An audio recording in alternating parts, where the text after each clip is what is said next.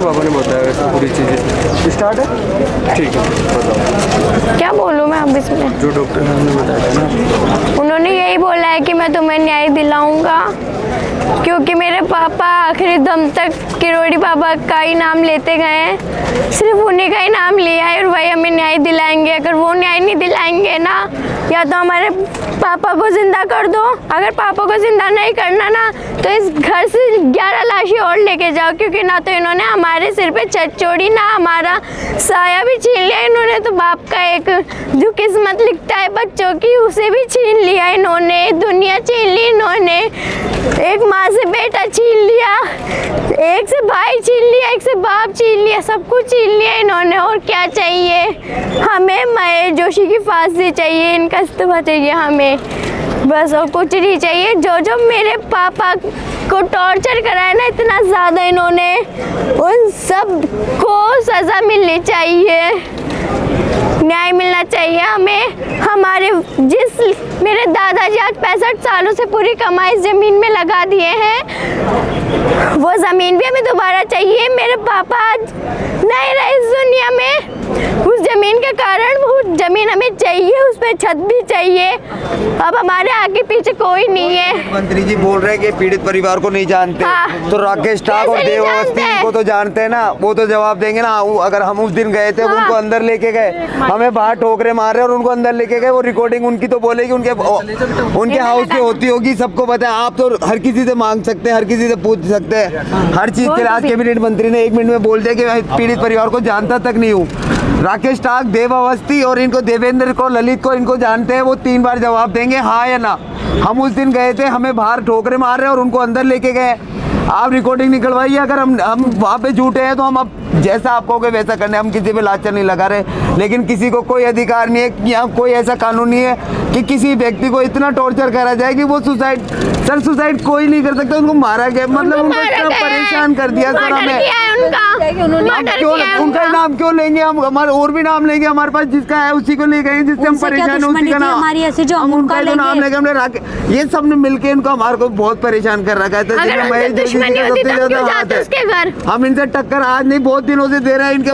इनकी कंप्लेंट कराई हुई है सर। जब कंप्लेंट, जब इस बिल्डिंग का काम हुआ था, जब थाने में गए थे हम, जब भी महेश जोशी जी ने इनका सपोर्ट करके हमको जब ऐसा बोला गया कि तुम्हारे मकान में सुरक्षित हो, ये इधर कर रहा है, सरकारी जमीन है, वो करने दो। हमने हमारे परिवार को हमने पहले महत्व समझा सर। ये मेरे 12 जन है, हम हमारे घर में रहते हैं, मैं उनको नहीं छोड़ा जाता। मैंने चलो ठीक है तुम्हारे करो, लेकिन सर इन्होंने हमारे मकान, छोटी सी घर है जिसको बनने से रोक दिया।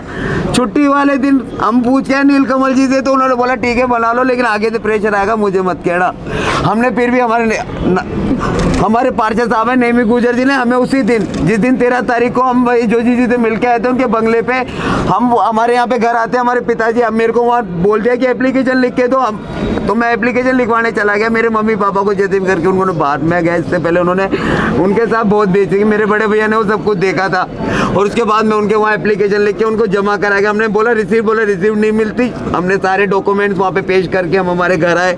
हमें पता चला यहाँ पे नोटिस आया हुआ है नगर निगम का, तो हम सीधा चौगान चले गए। वहाँ पे जाके मैंने मेरे कागज जितने और मेरे पास थे फोटोकॉपी वहाँ लगाई, तो वहाँ हमारे नेवी जी, हमारे पार्षद है, उन्होंने बोला बेटा तू जा मकान बना ले 3 दिन की छुट्टी है, वो लोग कोई नहीं आएगा। हमने बोला ठीक है महाराज, हमें कुछ नहीं चाहिए। तो हैंड टू हैंड उसी दिन रात को यहाँ पे हमारे गार्ड बिठा देते सर। 9 बजे आ गए, बोला काम बंद करो। मैंने सर हमने नेवी जी से बात करवाई, तो नेवी जी ने बोला चलो ठीक है बेटा रोक लो, भी आगे से है। मैं ठीक है सर, आराम से चाचा, आराम से सर। लेकिन एक बात बताइए, उसके बाद कोई बात नहीं, हमने हमारा काम रोक दिया, गाड़ी चली गई विजिलेंस वालों की, वहाँ से वापस घूम के गया, एक गार्ड उतरा, हमने एक कील भी नहीं ठोकी उनको। एक बार कहने, हम इतने सीधे व्यक्ति, यहाँ पे आसपास पूछ सकते हो किसी से भी कि हम किस प्रकार के व्यक्ति, हम कैसे रहते हैं। अगर एक भी हमारे खिलाफ कोई भी जवाब देता है या खड़ा होता है ना, तो आप कहोगे जैसे। लेकिन सर हमारे परिवार को इतना प्रताड़ित करना इतना उचित नहीं, किसी भी कानून में नहीं लगा। किसी इंसान को, हमें क्या मतलब है उनका नाम? अरे सर हमारा भाई गया है, वो झूठ नहीं बोला, और गवाह वो खुद है। हम कितनी वो करें, वीडियो कौन बना सी के गवाही खत्म दें हुआ, उसके आपको? बाद भी आप सब हमें झूठा कर रहे हो, तो वो सब वो बेचारा क्यों नाम आप लेगा, क्यों गलत कर रहे हो किसी हमारे साथ। एकदम बहुत क्यों गलत अधिकारी कर रहे को हो, कौन बहुत। बदनाम करता है, कोई नहीं करता। सर 24 हमारा घंटे बुरा से हुआ ज्यादा है। हो गए, मेरे पापा को खत्म हुए, अभी तक ना, कोई हम एक्शन किसी नहीं हुआ से हमारे कुछ साथ। मांगे, हम हमारा मकान खुद कैसे भी कर जाए, लेकिन कैसे भी हम छोटा था हमारा मकान बना, उसको भी रोक रहे सर। हमने इतना हाथ जोड़ा, लेकिन हमारी नहीं सुनवाई हुई। हमारे भैया ने इतना बड़ा कदम उठा लिया। खड़ा हो बेटा। और आप कैबिनेट मंत्री कह रहे हैं कि पीड़ित परिवार को जानता नहीं है, बहुत हिम्मत कोई बात कर ली नहीं। कल से। लेकिन राकेश ठाकुर और देवास्ती और इनके लिए पूछ लेना, उनको तो जानता, उनका तो जवाब देंगे ना कॉन्फ्रेंस पे, फिर बताएंगे उनको कि उनकी रिकॉर्डिंग झूठ बोलेगी। 13 तारीख को हम गए थे, समय हम बताते हैं कितने बजे से कितने बजे तक का। कितने देखो, उनके सालों से कैमरे तो हो गए टॉर्चर कर ना रहे हैं घर हमें, पे। 22 साल हो गए कब मुझे तक देखते बचेंगे हुए। वो, कब तक झूठ बोलेंगे, कितना झूठ बोलेंगे, हमने हम भी बहुत देखते हैं उनको। स्ट्रगल किया है हमारी जिंदगी में। हमारे घर पे टॉयलेट, इनकी लैट्रिन सब आती थी, छोड़ हम बेटा, उसमें सोते थे, आप उसमें कह खाते थे। सकते हैं हमने हमारा परिवार का सबसे बड़ा सदस्य कोई है, हमारी औकात नहीं है।